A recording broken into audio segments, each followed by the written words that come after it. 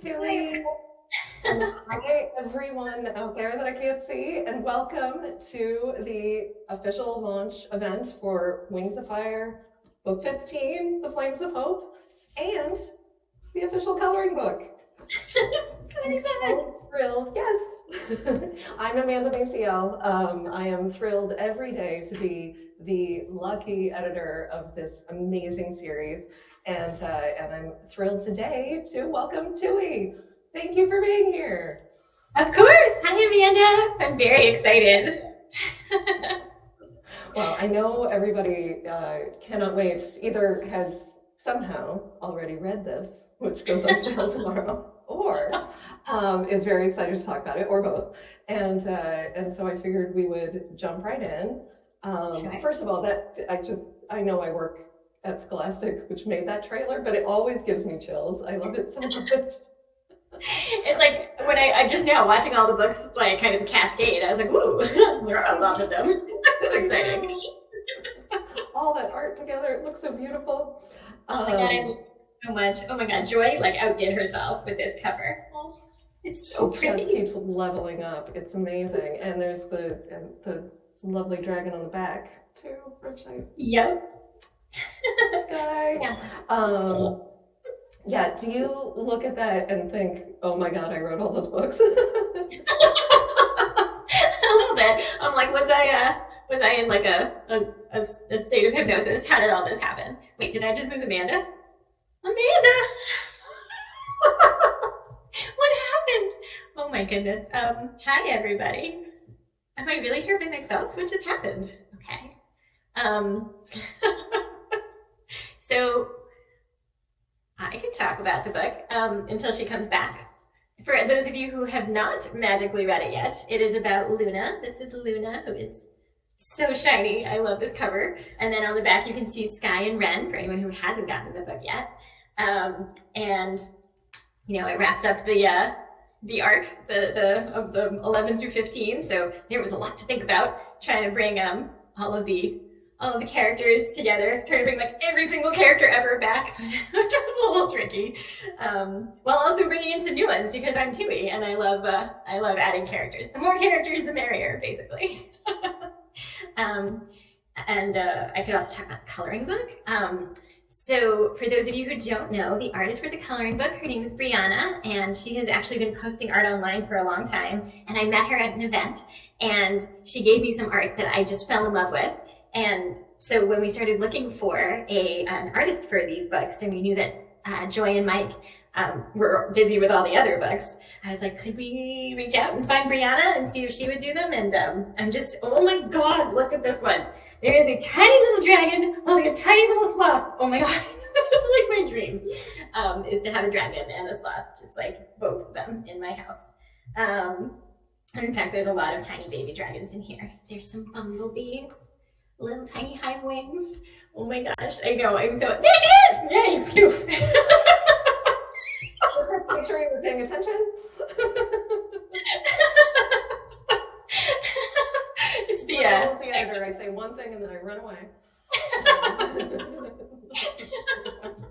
No worries. I've just been burbling on about the coloring book and how much I love it. I could hear you the whole time. Thank you. Oh wow, really? And those were my questions. I did want to start with why Luna this time. Oh, okay. Yeah, I can talk about that. So when I started, I knew it was going to be Blue Cricket Sundew for 11, 12, 13. That was pretty easy. And then I started figuring out 14 and 15. And I was like, who are the best ones to tell this story? And I knew that I wanted 14 to be about the arrival of all of these dragons from across the sea and like reacting to that and like learning to react better to that. And so it needed to be a character who had some growing to do about how to treat dragons who are in trouble and need help. And then I thought an Icewing would be perfect because we've only had one before, and I was very excited to get into Queen Snowfall in book 14. But for 15, I had this like sort of selection of dragons who were going back. At the end of book 14, they all go back together to Pantala to try and save the day. And I was like, well, among those dragons, or is there anybody else that I want to focus on? And I thought it should be someone who like I want it to be someone who is who is like saving themselves, right? Like I didn't want it to be somebody else coming in like from Pyrea and being like, I'm saving all you Pantalan dragons. I wanted them to have a chance to save themselves. And especially the Silkwings, who I feel like have had like the most oppression basically over the last however many years in this world. So, and I also just thought it would be really fun to get into Luna's head and actually figure out like what's going on with her when we get to, you know, when Blue is because we've seen how Blue sees her, and we've also seen her be rescued like a couple of times. So I was like, it's time for Luna to rescue herself, you know, and everybody else. So, so I thought those were sort of my thoughts. Also, I thought it would be a really pretty cover. And it totally is. Yeah, I remember when we were talking about it before you started writing, and we were talking about how Luna seemed to be a fan favorite, and you were like, but people don't really know her yet.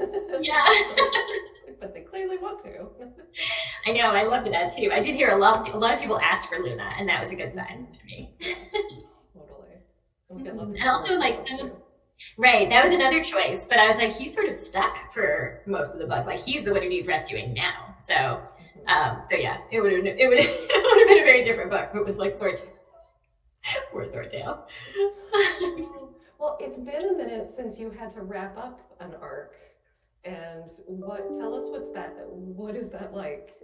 Because to me, you know, I read the books and I'm like, she's keeping all of these things in her head and on the page all the time, but a book 5 is all of that at once. Yeah, yeah.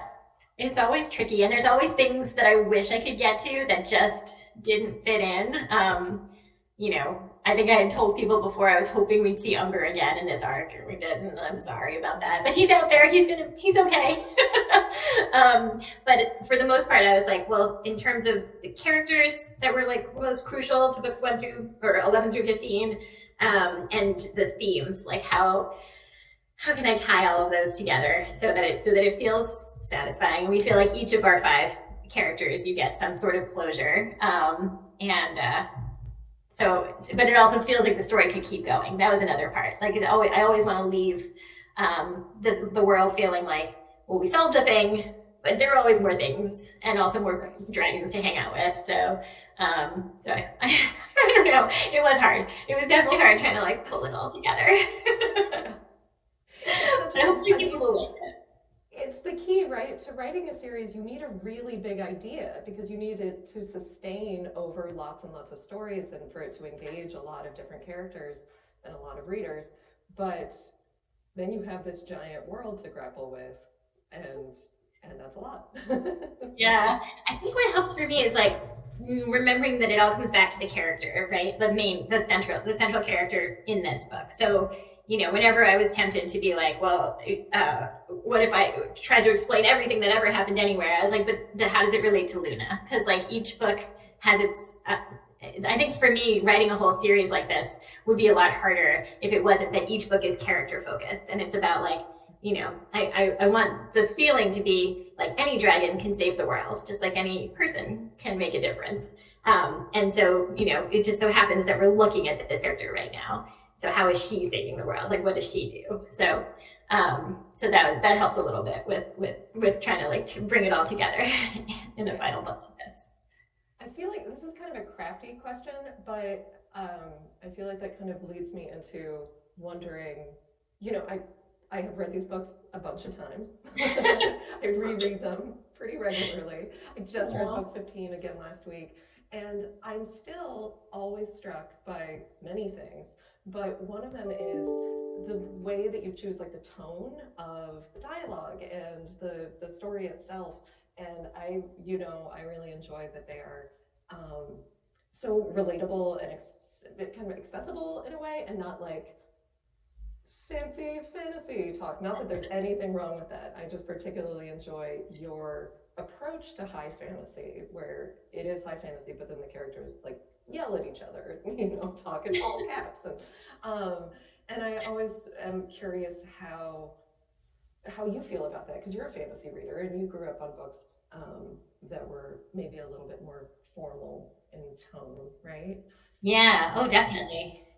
Yeah, no, that's very intentional. Is I want these dragons to feel like the way they talk, like they're like someone you might know, right? I want them to feel like ordinary teenagers, in a way. Like I just want them to, and I want them to be funny. I guess like as much as I love fantasy, I really prefer funny fantasy if I can find it. Mhm. And I think sometimes this happens with TV shows too, where it seems like they just take themselves so seriously that nothing is ever funny, and then you're just then it's just sad.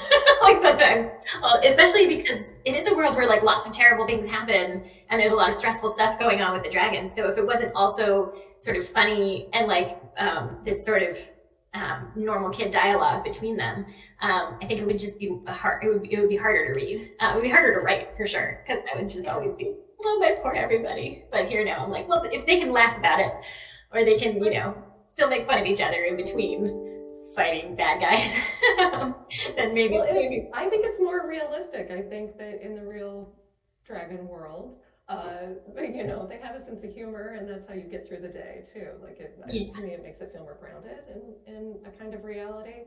There's also that thing that because fantasy is usually like without technology, right? That it must be set in the past somehow. But this is modern day Pyrea, as far as I know, in Pontalis, right? Like, And I always say it's like translated from the dragon in my head. So I figure mhm. it's like maybe this isn't exactly what it would sound like if you were listening to the dragons.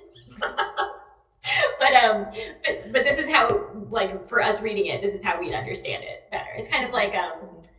I feel like the translation, there wasn't there a recent translation of Beowulf that was done in this whole other kind of hilarious, that just got the essence of it instead of the Mhm. like specific words of it. And I don't know if that makes any sense, but that's how I Yeah. imagine the dragons. Like I just want us to to just understand them and like care about Yeah. them. No, that makes perfect sense. It's funny. Sometimes people ask me, like, about editing as a job, and with these books in particular, I'm like, all I really do is like tell Tui to take out the math. Um, once in a Math. while, he'll say like one of the dragons will say something that's like 75% something, and I'm like, no. That's where I draw the line. So really, truly, it's been a dream working on these books. It's everything that I want. They're funny, there's romance, there's flying, and there's no math. There's no math. We will not stand for it, not in this world. They have art and books. That's fine. Yeah. Oh my god. The other thing that struck me on this reread, um, and thinking back to book 14 as well, is every once in a while, actually, this has been happening since I read the first couple of books. There will be a scene where I'm like, was Tui surprised that this idea came to her? Because we've known each other a long time, really, truly, like half of our lives at this point, which is Yeah. amazing.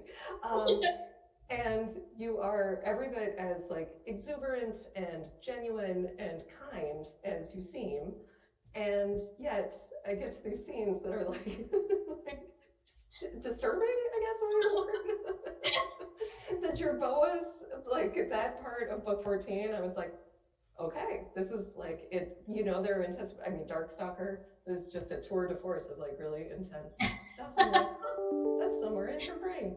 I, I've had friends from college say that to me too. They're like, that was unexpected. We thought your books would be more like unicorns and like cotton candy. And I'm like, well, they have cotton candy in their souls. Just not all of them. Some of them are really bad. Yeah. So I don't know. I don't I know. mean, it Yeah. always it always makes sense, and it's always something that's like creative on a level that is really impressive and really captivating. But I found myself wondering.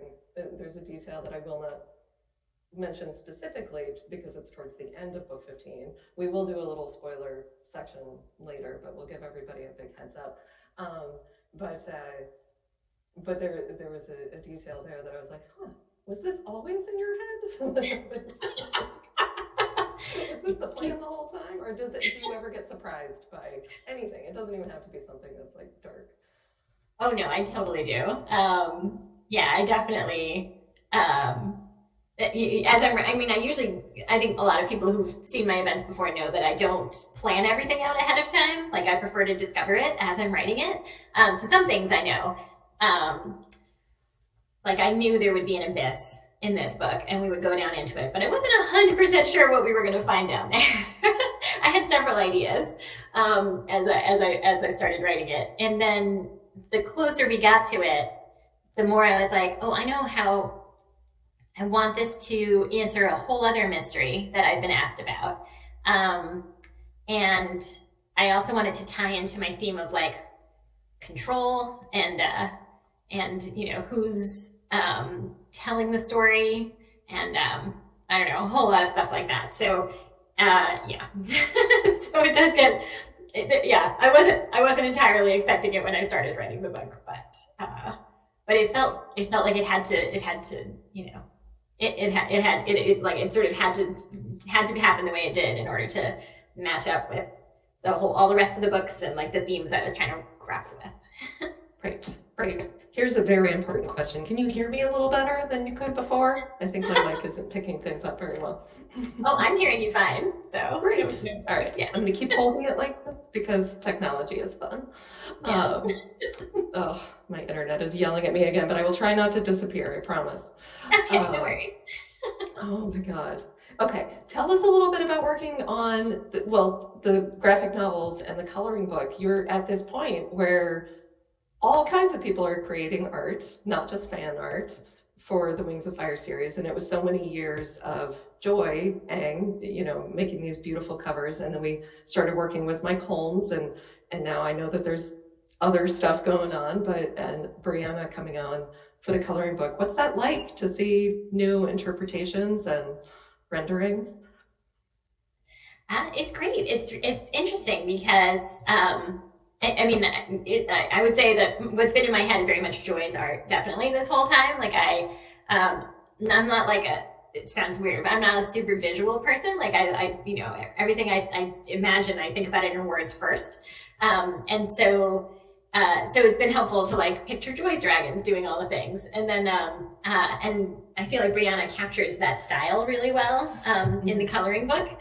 And then, you sort of hinted at this, but I'm also getting to see some of the TV show art for the Netflix show, and it's been fascinating because it's not exactly Joy's art, but it is its own incredibly cool, just like extremely exciting thing. And it's so fascinating to me that there are people out there who like spend their day thinking about what these dragons should look like, and how to distinguish them, and like how to make this one look older than that one, and what kinds of weapons they might have, and like how the armor would be different from one tribe to another. I think it's so cool, and I know that the fans are really good at that stuff already. Like I know from what the fan art that is out there that there's so much variety in like what a dragon could look like. I think it's just really cool. I feel really lucky. I really love the fan art that maps the characters onto other characters. My son has been reading the books and he matched them all up to Babysitter's Club characters, or at least the first 5. And somebody years ago did My Little Ponies as the I love the My Little Ponies. Yes. And I also know that you have sometimes over the years had like maybe celebrities in mind when you were writing, or characters from movies. Do you do that too? Do you like pick a whole other world and think like, oh, they remind me of my characters? Or is that... I haven't done that myself very much, but my younger son is now finally reading all the books, and he is doing that more than I am. Like he's like writing a whole. Actually, he started before he read the books. He started by reading, by coming up with fan fiction with a friend of his who had read all the books, and it was very strange because he would come home and be like, "Mommy, I have an idea for a tribe," and I was like, "Wait, you have to do the homework first." You have to read the books, buddy. But then he got all excited and did read them, and he's like working his way through them. And he talks about the characters a lot and like how, like who of his friends are, which one's a Glory, which one's a Tsunami. And also we like a couple years ago, because it was before the pandemic, we had lunch with a group of friends, a family, and their daughter like during lunch sat there and drew on a napkin like the human version of each of the characters. It was like a little human Glory and a little human Sunny, and it was so cute. I still have it somewhere because I was like, I'm going to steal this napkin. Can she do dragon characters of the humans that we now know? That would be really cool. Yeah, she probably can. She's very talented. Ren would be delighted Yeah. to be turned into a dragon at long last. Yes, that is true. I'd be too, probably. Just quickly back to the TV show. I'm not in the chat right now. I'm guessing everybody wants to know if there's any TV news. I'm guessing that there's probably not anything you can share or you would have, but Right. just doing due diligence. I mean, it's coming along. They're amazing. I love everybody who's working on the show. I get to meet them like once a month, and like the new people. It just seems like so many people working on a TV show. It's so different from me in my office with my dogs in the middle of the night. To think about all the people involved and how they're, there's one person who, I mean, she has a lot, but she has come up with like different styles of scrolls for each of the different tribes, like what the finial, I think they're called finials, the things on the end of the scrolls would look like that you like twist them with, and they're so pretty. It's like so detailed and like amazing. I think I'm allowed to say that. There's a lot I'm not allowed to say. Right. I think we'll be very excited. It's just looking beautiful, and the writers are wonderful too. So I'm very excited. It's also a long process. There's animating and casting is all still has to happen. So I think it's at least a year or two away. But when I know more and that I'm allowed to say, I will definitely pass it along. Yeah, I think the impression is always that animation would be quicker for some reason, but it's very much not. It's the opposite. like the graphic novels take a while to make, and yeah, there's a lot more people involved in the graphic novels than there are, in the regular novels too. Yes. Everybody brings their skill set. That's so cool about the scrolls, though. I wouldn't have thought of that, but it makes perfect sense. Yeah, it's pretty amazing. There's so many really good details. I know when you were writing the first arc, you were watching Planet Earth on what PBS, and I've been wondering, do you still do that? Do you still do a deep dive into like nature documentaries before you start a new arc? Especially with Pantala, did you revisit? Oh yeah, for Pantala definitely, because I was creating these new tribes. So before book 11, I watched a bunch of documentaries about insects, which was dreadful because insects are terrifying, and I already have a phobia of wasps. To the point where my mom loves insects and she loves plants, so she mocks me mercilessly because I'll be like, there is a bug in the bathroom, we're never going in there again, so I close the door. Just don't get it. Yeah. I don't know what it is. And she's like, it's a tiny little beetle. And I'm like, is it though? It's probably, especially after watching Life in the Undergrowth, I'm like, yeah, but it's a beetle with a nefarious plan. I know it is.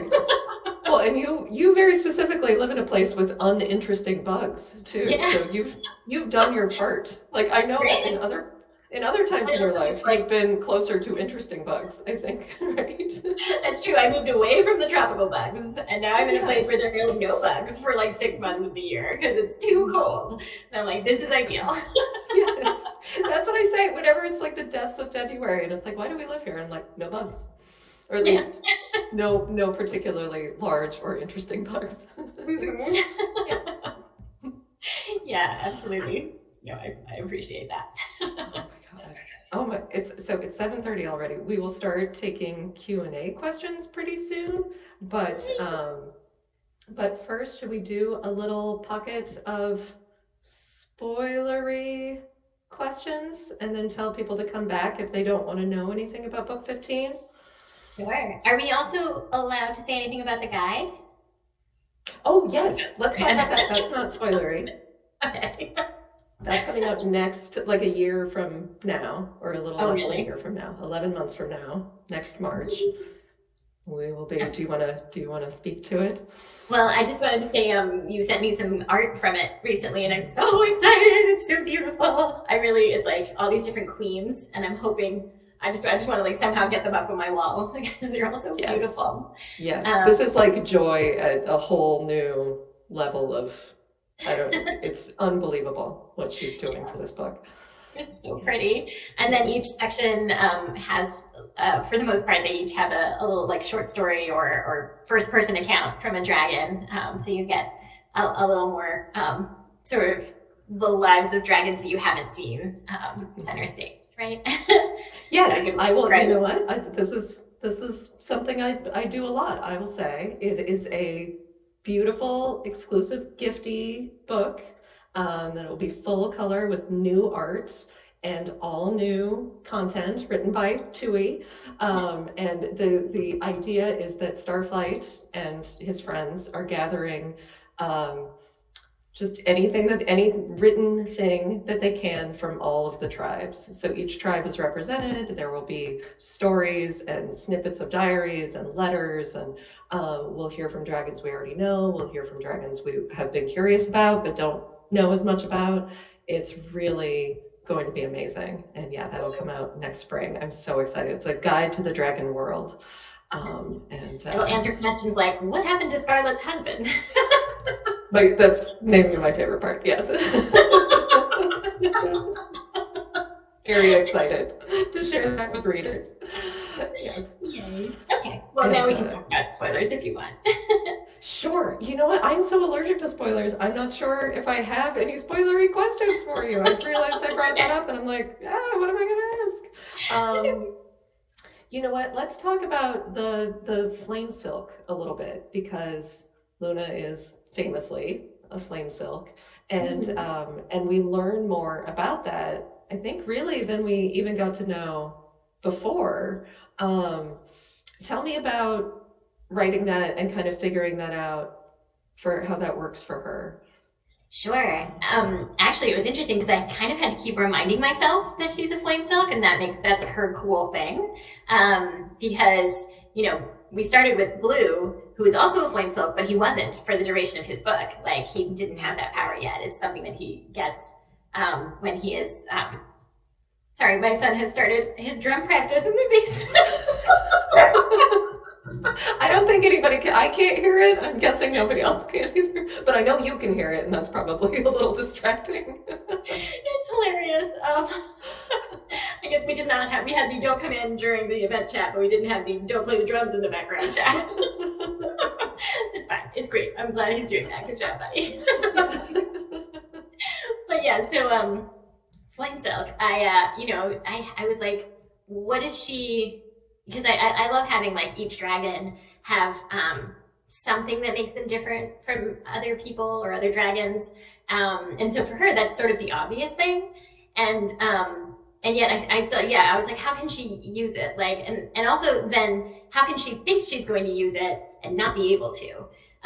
Because like, especially with, books 6 through 10, there was a big theme of like, you don't actually need to have a superpower in order to save the world. Right. So I was and you also kind of ruined fire for everybody at the end of book 14. 13? 13? No, 13. No, yes. The end of book 13. So, well, yes, now actually fire for fire being useful. Sorry, flame silks. I mean, you're still cool though. You can do other things. But then it was fun to get into different kinds of flame silk. The fact that she can actually you kind of play with it, and it's not always the same when it comes out. Like sometimes it's really powerfully flammable, and sometimes it's just beautiful light. So the different things she can do with that. So that was something I did have to sort of keep in mind as I was writing it. I was like, how can this be cool and relevant to the story, but maybe not be the only important thing that she does or has. Right. And it's important too because the silkwings have kind of been, and certainly the flame silks among them have been oppressed because of this ability. It's a big part of that story. So to kind of figure out how to use it on her own terms and for her own purposes is really nice to watch her do. And then let's talk, you know what, this isn't really spoilery, but do you want to talk a little bit about how you pulled Swordtail into the story, even though, because they're separated, but their relationship is so important and so important to Luna. Tell me about that process? Sure, because I think my first draft didn't have as much swordtail as I wanted. Like I started, because he wasn't there. So I just had to keep being like, and Luna is flying along and then she's like, oh, thinking about swordtail, sad. Seems to be swordtail. And, or she'd be like sitting on a beach having a conversation and be like, I'm still thinking about swordtail. I was like, keep trying to insert it somewhere. And then I was like, you know what? These are like the dragons she's with are like reasonable, smart, and kind. One of them would definitely have a dream visitor and they could totally use it. And that would be the way to remind us like why Luna's doing this. Like, I mean, obviously it's for her entire tribe and the world, but it's a little bit also just because how much she loves Swordtail. And, we saw him being that way about her in book 11, and I wanted there to be some reciprocal, like, they're definitely like an OTP for me. So like I wanted her to be not just thinking about him, but like I wanted us to see them together a little bit more. There's a scene where she dream visits him, and then there's also a scene that's like a flashback to how they met, because I feel like that's always the most fun, is like the meet cute, I guess you could say, where it's like, how did they fall in love in the first place? Why are they the right dragons for each other? So I hope that comes through in those two scenes. And definitely. No, I think you do that really well. There's those romantic comedies where it's like they're together and then there's music playing and you watch them walk through Central Park or whatever, and it's just not, it's like, tell me what they're saying and why they like each other. And I think in Wings of Fire, with the friendships and with the, there's always fantastic dialogue. It's my favorite thing to write. If I could leave out everything else, and it would just be dragons in an elevator talking to each other. That's kind of where I start. It's like just dragons talking to each other, and I'm like, oh right, and then somebody attacks, and then we fight those other zombies. And then so you're saying elevators are canon. Gosh, they'd have to be magic elevators, I guess. Quite gotten to. I mean, they'd have to. This is another conversation I was having with my son. We were talking about weaponry, and I was like, I feel like dragons don't really need weapons because they are weapons. That's true. Like, why would it even occur to you? Armor, I get. Defensive weaponry, I totally understand, but otherwise. Wait, elevators are canon. In Dragon Slayer, we see an elevator-ish type thing on the pulley outside the. Yes. Yeah. For those non-flying humans. Yeah. Yeah, exactly. I guess flying dragons don't really need elevators. Well, maybe for the Silk Wings. Ooh. I know. Yeah. Yeah, Silk Wings could use them. Maybe this can be one of the reforms to the hives, right. While they wait for the trees to grow back. I don't know. Is it spoilery to say that like things will be okay? I think if you've met me, you would probably guess things will be okay. There will be other problems, but probably not these specific problems. Yes. All right. I do want to take some Q&A. I'm not sure I'm seeing where it's supposed to show up, so I'm just going to say that instead of. We can look in the chat too. Let's see. Oh, God. What main character do you think you could have expanded more on? Main character? Yeah. I mean, the main characters, I guess I sort of feel like, they each got their own book. So hopefully they feel sort of complete. I mean, I guess, as the story goes on, I do occasionally feel like I want to go back and visit them again and be like, wait, there's more to Peril's story. There's more to all their stories. But that's what I like about the timeline being so tight. I mean, I feel bad for these dragons that they've been through so much in like a year and a half. I don't, not going to decide how time works on this planet, but it's been really quick, so we get to kind of see them again, and not too much time has passed. Somebody asked what the inspiration for the Breath of Evil was. Oh. Inspiration for the Breath of Evil. I guess Did that come from a nature show as well? Please say no. I don't want to. Yeah, right. Oh wait, no, actually, it totally did. Hold on. So it came from a few different things. There was a lot in the insect documentaries about insects that like infect other insects and then like grow their eggs inside them, like plant their eggs inside other living insects until the eggs hatch. Or like mind control other insects with various different things like toxins or things like their eggs inside their heads. There's like one of like a specter like losing its mind because there's like a wasp egg in its head. I'm sorry, I shouldn't tell you anything. But anyway, so I had that. You know what, though? This answers my earlier question about where these ideas come to you. They come from nature documentaries. It's the natural world around us. How creepy insects are, actually. Yeah. I was like, I had been like reading, I just watched like the section on wasps, and then like I found one in my car and I just like freaked out, and the children like have not let me forget it. They were like, Mommy, remember that time that you were like screaming and I pulled the car over? Like, yes, I remember. You were too. Why do you remember that?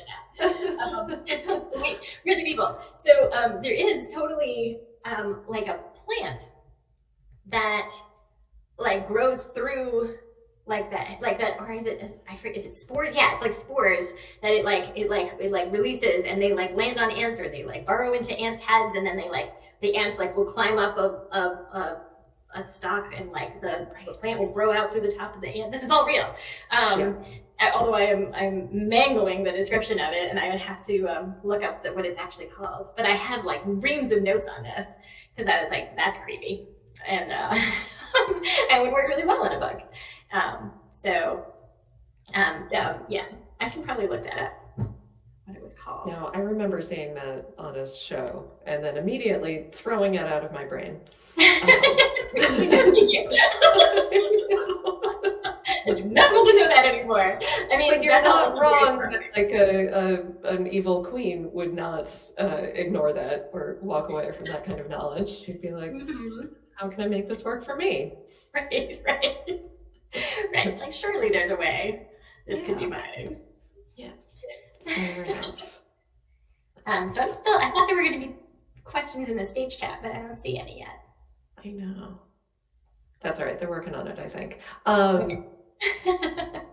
You know what? This is kind of an esoteric question. What does Wasp want, do you think? Like, she just wants power, just yeah. All the things. What's she gonna do with it when she has all the joy? Isn't she gonna be lonely? Yeah, good question. I mean, I think that doesn't worry her. I think I think a lot of, well, I don't know, I'm just like expanding on the psychology of people, but I think a lot of times power comes from fear, like the desire for power comes from some kind of fear. And I think that's part of it with her. Like, it's not just that she wants to be in control of everything, but she wants nobody else to be in control of her, which is ironic. That's such a smart point. Yeah, I totally see it. You know, and so she's like, if I preemptively seize all the power in any situation, then no one will ever tell me what to do. Right. Which is not, in fact, true for her. But but not totally unrelatable either. Right? Yeah. I mean, yeah, I think that's part of it. I think that, yeah, I think that's where a lot of like real world bad guys are coming from as well, unfortunately. Right. We do have a question in the chat that said, how did Rainwings become pacifists? That gets answered in the guide, actually. Or at least partly. It does, yes, it does. I think it does, yeah. There's a long ago letter that is unearthed that Starflight puts in the guide to tell you a little bit, like sort of hints at what happened. There's like, I think still a lot of opportunity for some fan fiction about what exactly happened, but. Yes, I'm excited to see that. Ooh, and we have somebody coming to stage. I think Ruby is going to come. Okay. And talk to us about the Ice Wings whenever she's ready. Wait, tricky question. Okay. Let me do some research real quick. Get out your family tree seriously. About winter. I have to say, we also have a copy editor who's been working on these books pretty much from the beginning, who is fantastic with helping to keep this stuff straight in our heads when each book comes out. So that has been helpful, but it doesn't mean that there's not also other things. Hang on, I will check the chat too while we're waiting for Ruby.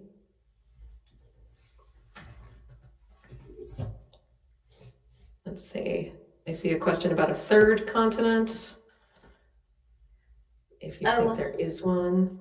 I guess there could be in the whole world. I haven't like planned it out, so I would say, I wouldn't say no, but I haven't like made a plan for it, so I couldn't tell you anything about it. There's a question about what happened to the animus powers, but that gets answered in book 14, right? It does, yes. It's sort of a long-winded way. I was like, let me tell you, but first, let me give you an entire story about this whole other character. Won't that be fun? Oh, okay. Ruby's gonna skip coming to stage, but she did want to know what happened to the Animus lineage in the Ice Wing. Yeah. Because would Winter be an Animus if he was royal? No, I think that's a reasonable question. I mean, first of all, I think Diamond does have other children, just none of them happen to be Animus dragons. So it's not like if you're an Animus dragon, all your children automatically are.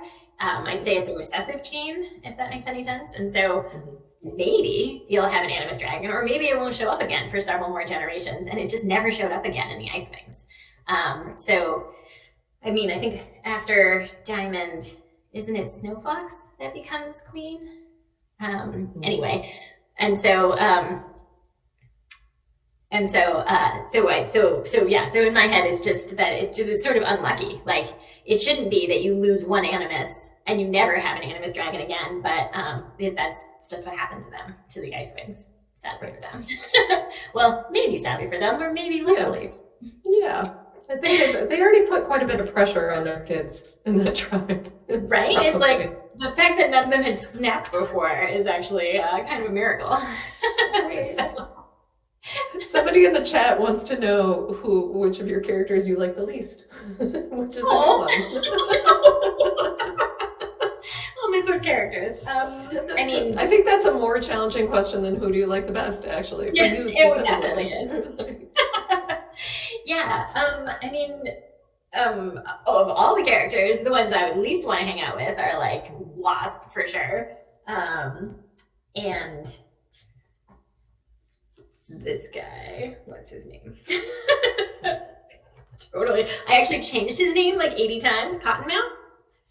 Oh yeah. Don't like him very much. Don't like the king of the Indestructible City. He's kind of dreadful. Lord of the Indestructible City. Don't like the people running Talisman in Dragon Slayer. No. They are like insufferably smug dudes in charge of things. I probably don't want to hang out with them. Yeah. But in terms of like hard to write, that's come up before. There's a couple of the dragons that were harder to write main characters than others, like Turtle. I mean, I love Turtle. I just want to hug him all the time and be like, it's okay. I do love you. But he does come up whenever I'm like the hard books to write, because he just did not want to save the world. He was not. He was like, literally, you called me Turtle. You brought this on yourself. I want to stay under the rock. And nothing to do with this. Yeah, and at that point, you feel mean dragging him through a whole like adventure to save the world. Exactly. I was like, oh man. I think we have somebody coming to stage. I don't want to make any promises, but if Willow wants to come up and just say hi or ask a question, please feel free. Also have a dragon Willow, so I know, that's pretty awesome. Called Willow. One of my favorite names. Let's see. Hi. Hi, it's nice to meet you. How are you? It's nice to meet you too. Well, I didn't think I'd actually get invited on stage. Thank you. Sure. Thanks for being here. Yeah. Did you want to ask a question? Oh, I have a few questions if that's all right. Right, well, give it a try. Let's see what we can do. Okay, well, what is your favorite tribe in Wings of Fire? Your three. Oh gosh. Well, I always say the tribe I'd want to be part of is the Rainwings, because they sleep a lot, and I totally want a pet sloth. But in terms of fun to write, like it was really cool to like get into the world of the leaf wings. I liked working on the leaf speak that Sundew has and figuring out the two different kinds of leaf wings that live in the poison jungle. So that was one that I really liked doing the research on. And then like figuring out the ice wings too. I would not be a good ice wing, but, but they were fun to plan. What about you? What would your tribe be? I'd probably definitely be a rainwing. I'd probably be a rainwing or a silkwing. Probably. Cool. Yeah, I like the silk wings too. So, do you want Sky to meet Peril at any point in the books? Oh, I do. That's such a good example because that was something I really wanted to include in book 15 and it just didn't fit. Like there wasn't a place to put it that like Luna would see it happen and then it wouldn't like divert from the rest of it. But it means that, you know, now we get to see that hopefully some other time, some other place because I think that would be, I mean, they've got to meet each other. Peril has like nobody. And also they'd be so funny together. Oh, I think they would, I'm like picturing their elevator conversation now. Will there be any like trans or non-binary dragons in the books? Because I've seen a lot of theories that Sky is trans because when they're twins, they're usually the same gender. Yeah, I love that theory. I mean, yes, I'd say there are definitely non-binary dragons. I have always I feel like I should have a better answer for this, but my vision of this world is like if you tell someone you're a certain gender, that's just what you are, right? So Sky says he's a boy, like we just all believe he's a boy. He is a boy, and I think that's how it is. I think in our world, it's important for the visibility for people to explain like that they're trans. But I think in this world, they've gotten to the point where they don't need to. They're just like, I am a girl, I am a boy, and that's just what you are because we love you guys. So that's how I feel about it. Okay. Which character do you think is probably the most fleshed out, the most complete? Oh, wow. What an interesting question. I try so hard to make all of them feel that way, but maybe in my head, the one I can immediately jump into anytime is Sunny because I gave her the most of me. So with a lot of the other characters, I have to pause a little bit and be like, well, how would Tsunami react to this situation? But with Sunny, I'm like, how would I react to this situation? I think for Sunny, she feels to me like there's definitely things about her that are different from me. But in my head, she's a complete character. And Kinkajou too, I guess. I mean, I don't know. Hopefully they all more about some of the characters really know themselves really well, right? And the rest are still growing and changing. Willow, I'm so glad that you came up on stage and those were such good questions. We're gonna invite Emmeline up next. Thank you so much. Thank you. It was so great to meet you, Willow. Thank you so much. It was amazing to meet you too. You're my favorite author, like of all time. Thank you so much. It was amazing to meet you. Thank you for inviting me up on stage. Yeah, you bet. Thanks for your questions. I think we're expecting Emmeline next. Cool. Those were really excellent questions. Yeah. I was just having a conversation with another reader the other day about Kinkajou and how she's done a lot and like that whole like could Kinkajou be a main character discourse. I feel like it just hasn't she suffered enough and saved the world enough. Right. Hi. Well, I don't think I can hear you yet. Can you hear me now? Yes. Okay. First of all, I love your books. I've read them all, and I love them. Thank you. How do you say your name? Emmeline. Emmeline. It's so nice to meet you. Thank you. You too. So, I had a question. I was wondering this in like book 1. what is the comparison of human years to dragon years? Because it says like Clay and Sunny and Gloria and everyone are like 6, but they don't act like they're 6. So like, Yeah, no. They're not 6-year-olds, like our version of them. That's true. Well, so in my head, they're like sort of older teenagers, but there isn't a direct correlation, like this many dragon years is this many human years. I think I confused things in the books by saying 7 years old is when you're fully grown, meaning like that's when you go from teenager to adult, but that's not actually how I think of it. That's what I meant. That's like when they stop growing physically, like they, or not stop, but that's sort of like they get bigger quickly until they're 7 in dragon years. And then they only grow really slowly after that, which I think is actually, I read somewhere it was true of some lizard.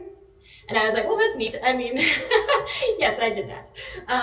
But so in my head, it's sort of about their personalities. It's sort of about, I think of them as sort of like teenagers between like 14 and 17. But I also feel like anyone who's reading the books and like can like feel that that like that character feels like them.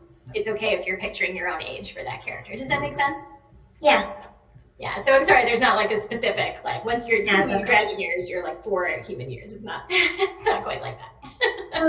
I was also wondering, how do you think of the names of the dragons? Oh, I spent a long time thinking about the names.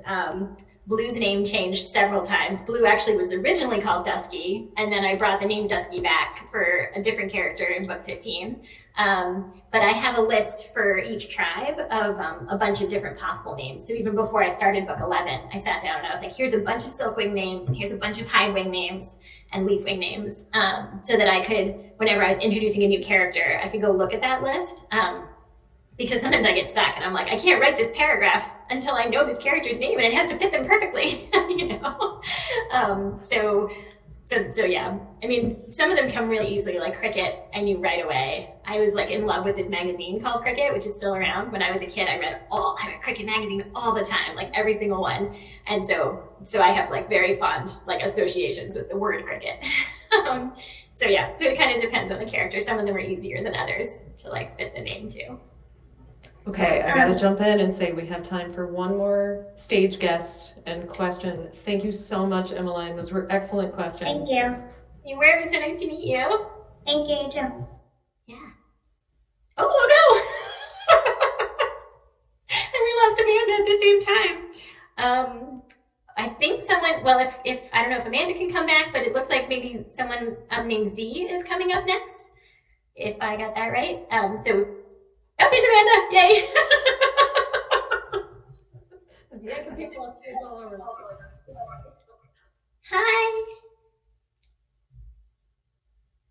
Hi. You are still muted, Z.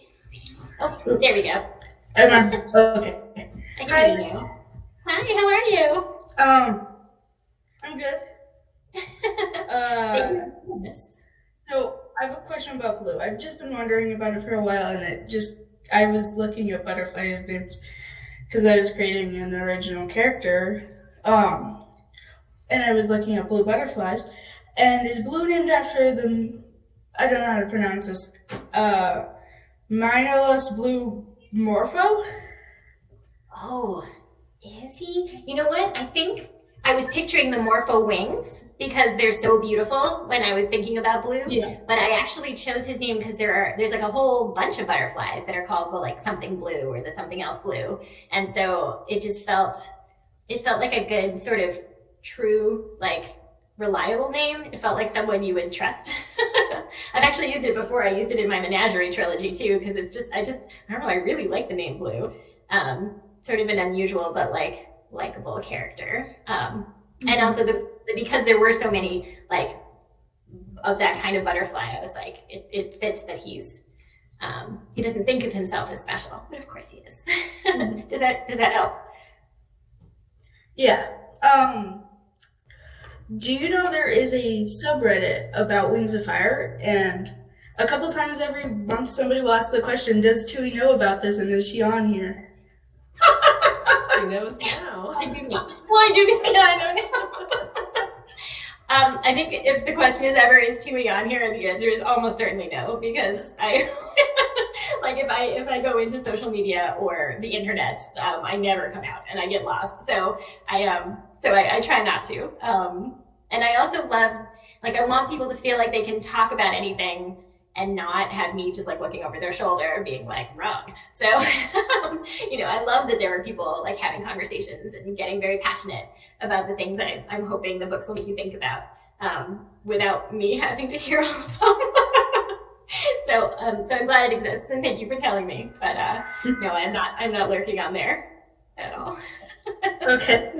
Z, thank you so much for your questions. I think we're going to wrap up now.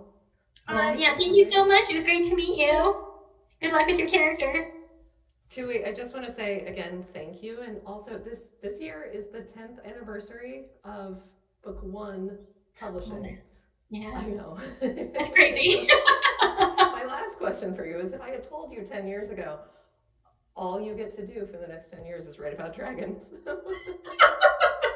I'm like, yes, that's my dream. Thank you so much. You don't have to answer that way if you don't want to. It's only with hindsight that I'm like, that sounds tiring. In fact, Or I had a watch friend. the trailer and see all the books lined up. It's like, oh, Right? who did all I that did work? have a friend like a year ago sent like an email to all of our like our college group of friends and was like, hey, I had this dream that we all like woke up 20 years ago and got to relive those 20 years, and like all the things, like, what would you change? And I was like, no, thank you, I've already written those books. I don't want to rewrite them all. I That want to would be very relive through deadlines. Like, that doesn't feel. No, I've done those. Dragging, like, almost literally dragging Turtle out of his shell to get book 9 written. Like, no. Right. Exactly. My hands are tired. Well, happy 10-year anniversary. Thank you. Happy eve of pub day of book 15. It's so good. For anyone who hasn't gotten to read it yet, you're in for such a treat, as always. And please also look for a copy of the coloring book. It's super fun. I colored a page today. It's Luna, of course, in honor of him tonight. Thank you again, Tui. It's always lovely to chat with you, and You too, and to and celebrate thank you. dragons. Thank you for the last 10 years. Like, it has just been always like just joyful getting to work on these books with you. So I really appreciate it. The same way. Yeah. And I don't have to write the books, so I just get the joy. Yeah, I'm very, very grateful. Thank you all for coming tonight. Yes, thank you. Thank you to Looped and to Barnes & Noble, and we will see you next time, I guess. Yeah. Yes, we'll do this again. All right. And now I think we get yanked off stage. I'm pretty sure that's what happens next. I see a button.